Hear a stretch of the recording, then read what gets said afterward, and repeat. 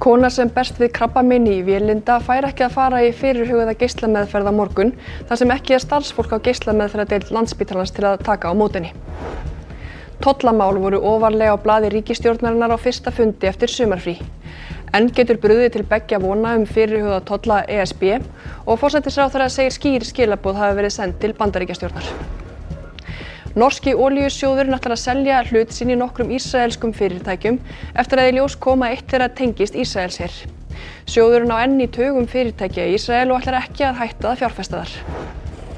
Einn helsti keppinautur stangveiðimanna herjar á laxveiðiár og veldur usla. Myndband af mink stinga sér til sunds sýnir hversu flink dýrin eru við veiðar. Sýning á Trekktarbók, einu megin handrita Snorra Eddu, var opnuð í Eddu í dag. Hún hefur ekki verið hér á landi í 400 ár og er væntanlega eins og Snorri Sturluson gekk frá henni.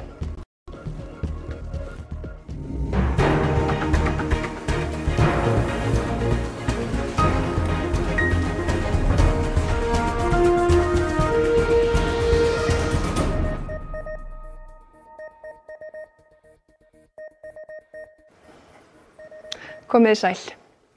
Það er erfitt að þurfa að lifa í svona óvissu, segir kona með krabbamein sem kemst ekki í geislameðferð á morgun því ekki er mannskapur á Landspítalanum til að taka á móti henni.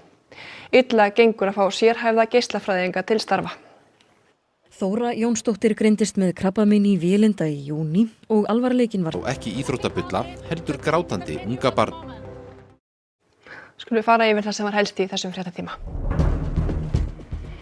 Kona sem berst við krabbamein í vélinda fær ekki að fara í fyrirhugaða geislameðferð á morgun þar sem ekki starfsfólk á geislameðferðardeild Landspítalans til að taka á móti henni.